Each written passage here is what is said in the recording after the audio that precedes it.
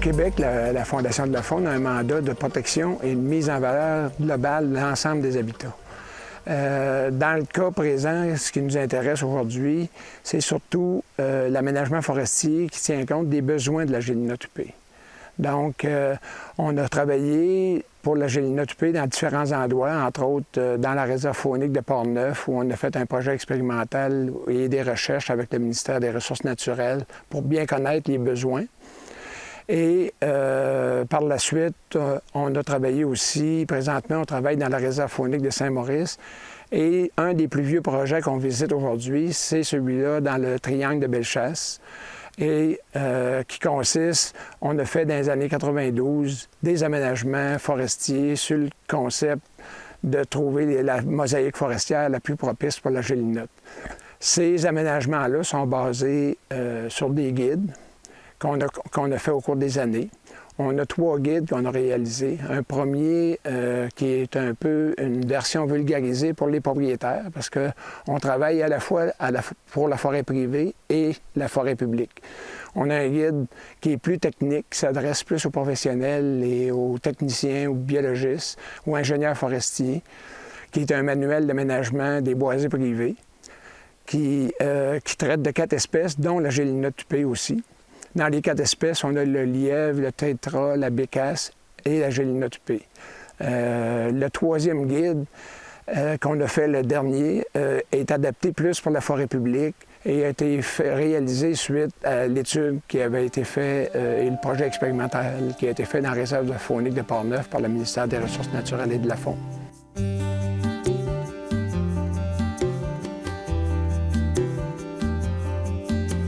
L'aménagement consistait à établir les 3 classes d'âge que la gélinote a besoin.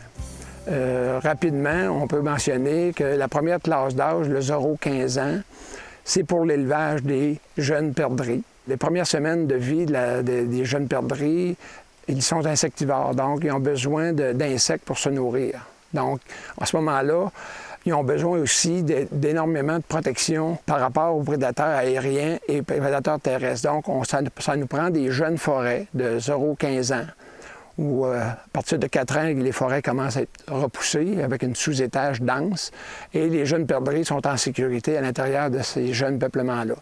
Donc, c'est la première tâche d'âge qu'on a besoin, c'est pour l'élevage.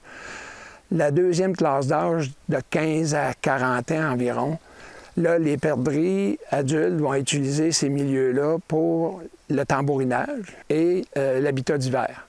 L'habitat, le tambourinage, bien, ça prend un promontoire pour le mâle, pour qu'il puisse... donc, ça peut être une roche, ça peut être un tronc d'arbre. Et le mâle va s'installer sur ces promontoires-là pour faire son tambourinage et attirer les femelles. Puis, l'habitat d'hiver, c'est un mélange d'îlots de résineux, mais l'habitat de la gélinote, c'est toujours un peuplement feuillu ou mélangé à dominance feuillue.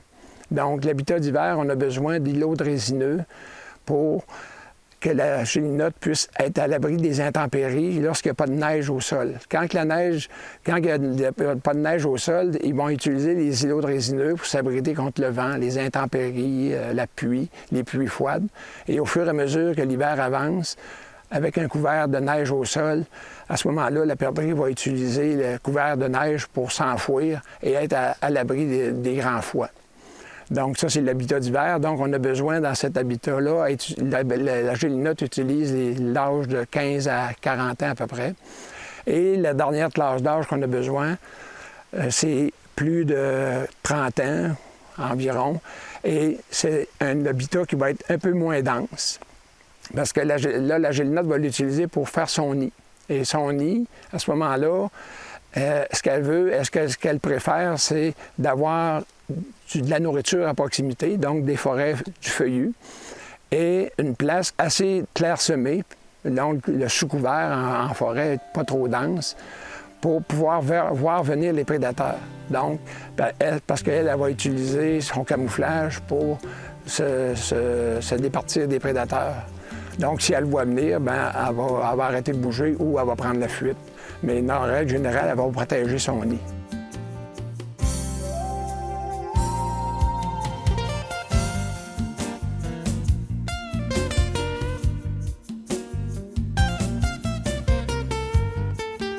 Je suis propriétaire de boisés. Plusieurs boisés. Je m'intéresse à la sylviculture depuis nombre d'années. Et je pourrais dire que je me qualifie de sylviculteur faunique. Pourquoi je dis ça? À l'origine, dans la région, on s'est associé à un certain nombre de propriétaires de boisés pour mettre en valeur nos terres forestières pour la pratique de la chasse sur nos petits territoires. Mais l'intention allait plus loin que ça, c'était de mettre aussi la faune en valeur, non seulement au niveau de son accessibilité, mais au niveau des habitats. Alors, on a commencé, grâce à la Fondation de la faune du Québec, ici, un site de démonstration d'aménagement forestier pour la gélinote huppée.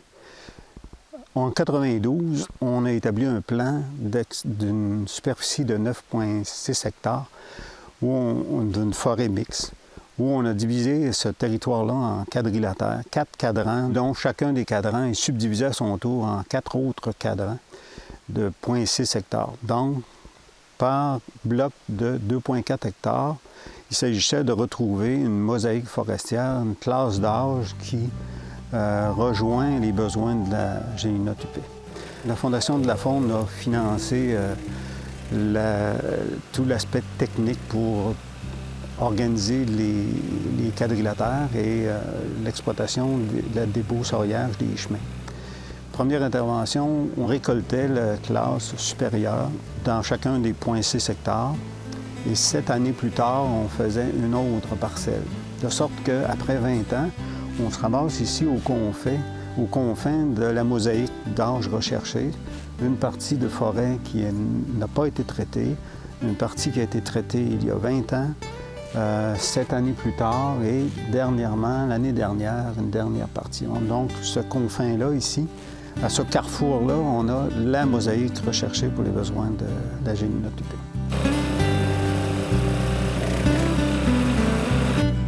C'est un peu plus, dans la pratique sylvicole, un travail minutieux, un peu plus minutieux que simplement viser la production de matières lumineuses.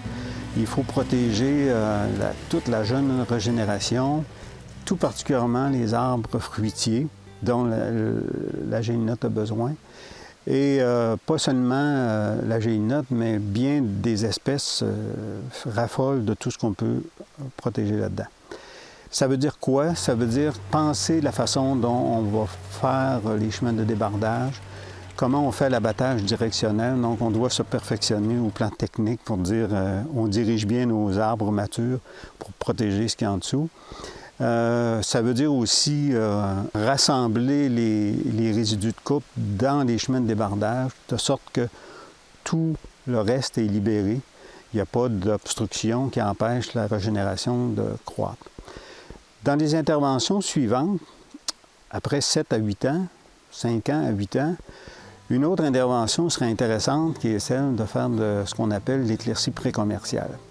Donc, resélectionner dans ces parcelles-là les tiges d'avenir qui vont faire qu'on va atteindre une forêt mature, un couvert intéressant assez rapidement. Et le fait de faire une seconde intervention du type éclaircie précommerciale, on réactive la régénération basse qui donne encore de la nourriture aux espèces recherchées.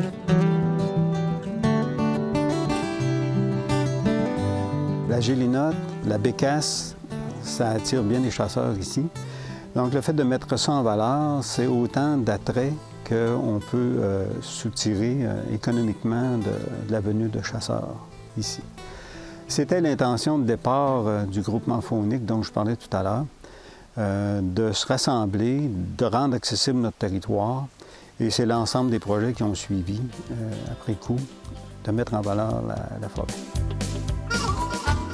La Fondation de la faune est fière de vous avoir présenté cet aménagement faunique.